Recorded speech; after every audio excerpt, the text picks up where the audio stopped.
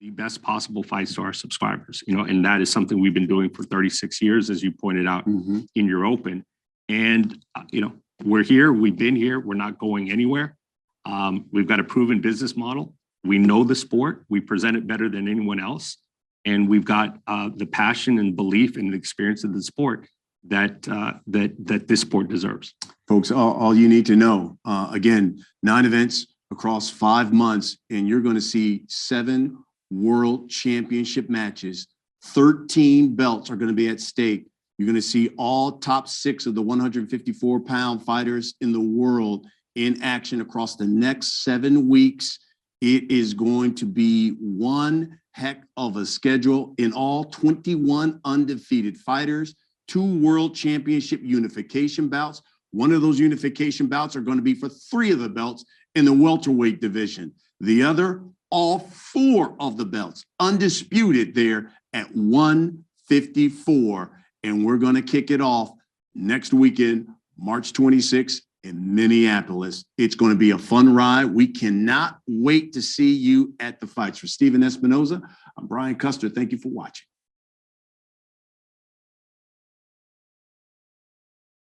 I don't know. How y'all feel about that? That schedule. I mean, there's fights that I like. Obviously the big disappointment is we're going to see Jermall Charlo take on Maciej Sulecki. I'm not blaming Jermall Charlo in this situation. If we look at the details we've been given and what Stephen Espinoza has been saying, and even what the team of Jaime Munguia has been saying, with some extra mumbo jumbo that fans don't care about. About the fight's, going to be on Showtime, but DAZN wants to broadcast some portion of it or something in there. Like, fans don't give a fuck about none of that. And the sad part about it is Jaime is going to take the fighters are going to take a lot of heat. You see what I'm saying? Social media in the next few months, all the way up until after Jermall Charlo fights Sulecki, is he going to take a lot of heat? You see what I'm saying? Let me run down the fights that have been announced so far and tell you the ones that I am interested in.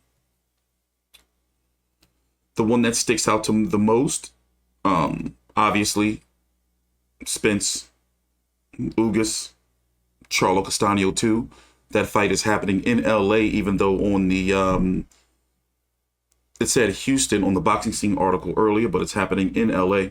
That's what the last question was about. The guy was pretty much asking about, moving the fight out of Texas to Los Angeles. And Los Angeles has a pretty, big Argentinian fan base or following, which I didn't know. So here, let me pull this up here. Let's go look at this. Let me zoom in, I guess. So listen. Where are we at? Where's it at? March the 26th, me and Big J are going to be covering this card. It's going to be here in the States on Showtime in the Armory over in Australia. It's going to be on pay-per-view. Here, let me show you what they're charging over there for Tzsyu versus Dirrell Gausha. The Australians getting that shit on pay-per-view, baby. Where's it at? Where's it at? They got to pay $60 for this joint over there. But me and Big J going to talk about that. Is it crazy? But yeah, Tzsyu, it was originally supposed to be on the undercard of Charlo versus Castano 2. But my guess is Tzsyu and his team were really like, no, we going to call for our mandatory shot if this fight gets postponed again. You better give us something. So PBC had to give Tzsyu his own card. That's what it looks like to me. Michelle Rivera versus Joseph Adorno. Elvis Rodriguez versus Juan Jose Velasco. On April the 9th, you're going to have Eric Lubin versus Sebastian Fundora. I like that fight. Tony Harrison versus Sergio Garcia. I like that fight. Kelvin Sagado versus Brian Perella. Yeah. And I'm talking about, if I say, like, I like the fight, it's like, okay, all right. You know what? I'll turn down some sex for this fight. Right? I'll be like, you know what? I'm going to go watch some boxing. April the 16th, Errol Spence versus Yordenis Ugas. Okay, all right. Ooh, very seductive. That is seductive. Ugas beat Manny Pacquiao with one arm. Errol Spence had that eye injury in the car accident. Many people saying he done. So that fight's got some real prime seduction to it. High erotica there. Ratzhat Butayev versus Amantis Stanionis, the Lithuanian. That is the Showtime pay-per-view. That is the... Is there going to be... Wait a minute. Get this. Y'all see that? So, correct me if I'm wrong, but this can't be right. Maybe I'm a little high, okay? Okay, this is what they were talking about. This is a regular Showtime event, okay?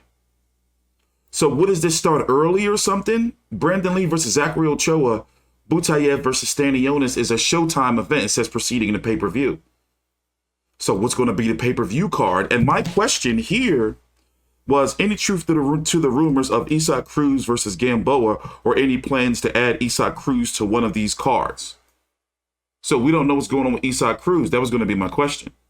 I was going to ask, is Isaac Cruz going to be, fighting Gamboa on one of these cards? So basically, so wait a minute. On April the 16th, we're going to get an early Showtime card with Brandon Lee versus Ochoa, kind of like how Fox does the prelims before the main event, before the main card on pay-per-view. So, and then the pay-per-view is going to start at regular time, 10 p.m. So should we be expecting 3 more fights to be added onto the pay-per-view, or are they doing some type of experiment? Because he did say experiment, where basically they're only going to charge us $80 for Spence versus Ugas. Am I high? What's going on with that? That's a legitimate question, though. That's a little fishy. Go back and watch the press conference if you want to understand what I'm talking about. Espinoza was asked by, I believe, Carlos Toro about, what's going on. Like, is this going to be an experiment where Showtime's going to have a card on a regular Showtime leading into the pay-per-view? Something's funky going on with that. May the 14th, on regular Showtime Championship Boxing in Los Angeles, you're going to have Jermell Charlo versus Brian Castano 2 for Undisputed. Boots Ennis versus Clayton in the IBF Eliminator. Looks like he's on the IBF path to try to go after Errol Spence. We talked about that last night in my stream. May the 21st. Oh, by the way, Charlo Castano 2 and Boots Ennis, Clayton. That gets me seduced too. That's high erotica for me. I'm interested in that.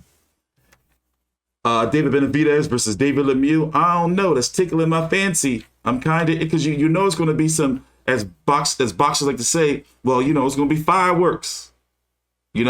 Somebody getting beat the fuck up, and I think it's going to be Lemieux, but that's just me. Or if it goes the distance, by the way, this is to be the mandatory for Canelo at 168. But Canelo, in my opinion, I'm telling you first, is probably going to be made WBC franchise champion at 168,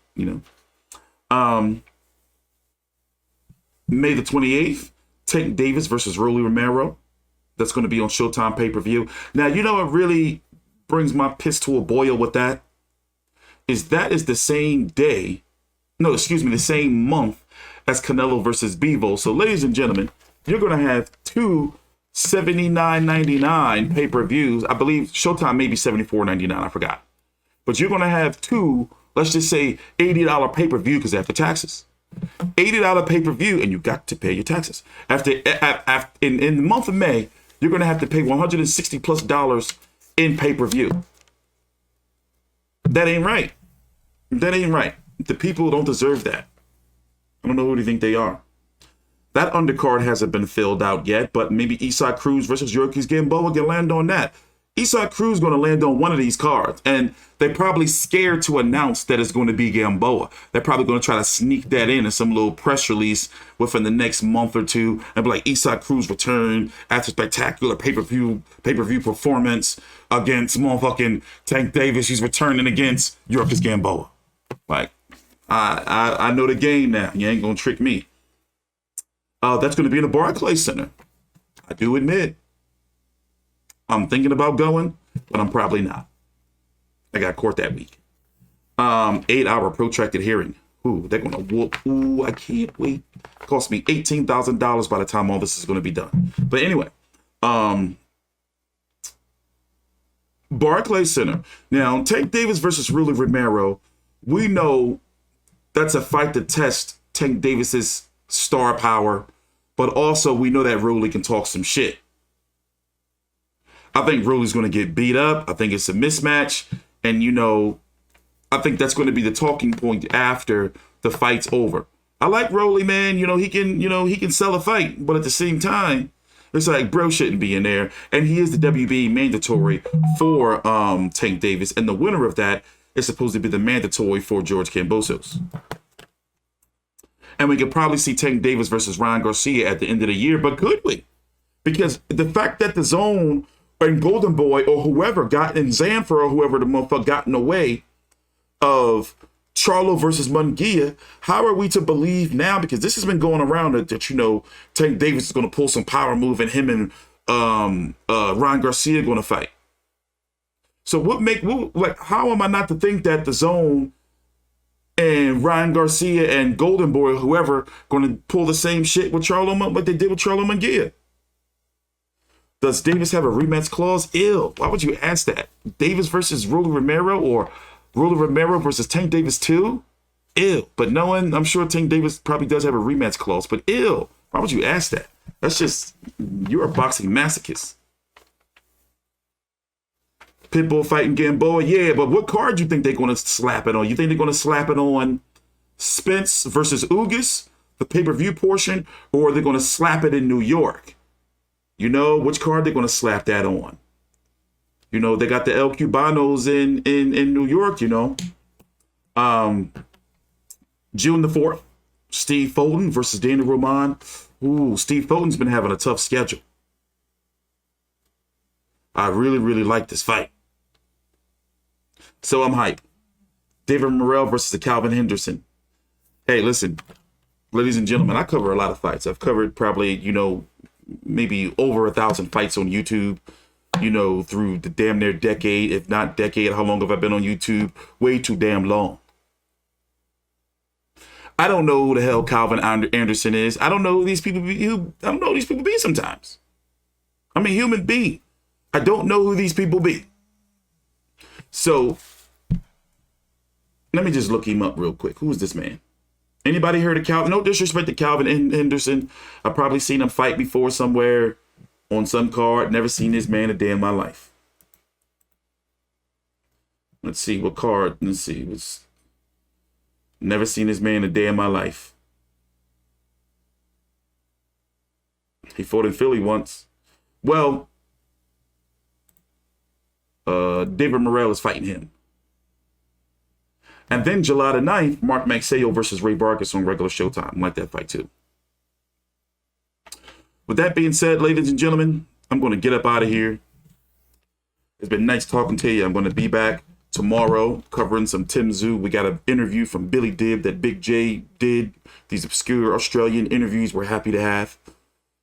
Check the time out, like the video, subscribe. Also, we got a busy week on boxing, so I'm going to be busy and shit. So by time Saturday night, Sunday morning, 2, 3 a.m., I'm going to be completely untethered. I'm looking at the schedule and it's like, damn, I got to cover these fights. But whatever, man. From now on, it's going to be pretty much no breaks. We get like one break of like soft boxing like the first week of April. Then after that, it's balls to the wall. What's going down. I'm up out of here. Thank you for watching. Take your time out. Like the video. Subscribe. WBC channel powered by the Vive Network. Links down below. Links to all my social media down below. And later on this evening, I'm finally going to be streaming on Twitch for a little bit. Maybe an hour or two. Test out all my stuff. I'm going to play some video games. I miss playing video games. But yet, I don't want to play video games now if I'm not making any money. See you guys later. Thanks for watching.